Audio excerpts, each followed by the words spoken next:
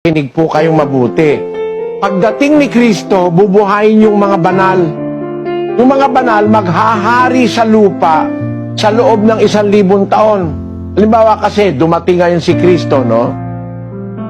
Hindi naman lahat kasi ng tao ngayon naniniwala kay Kristo eh.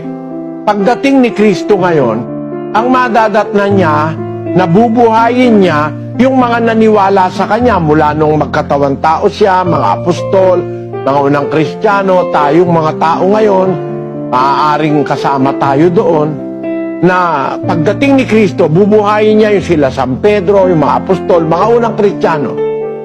Kung tayo'y mamamatay bago siya dumating, makakasama tayo sa bubuhayin ng mga unang mabubuhay. E de, pag nabuhay tayo, halimbawa, ngayon dumating si Kristo. Ang daming mga tao ngayon, hindi naniniwala kay Kristo. 1 bilyon ang Buddhist.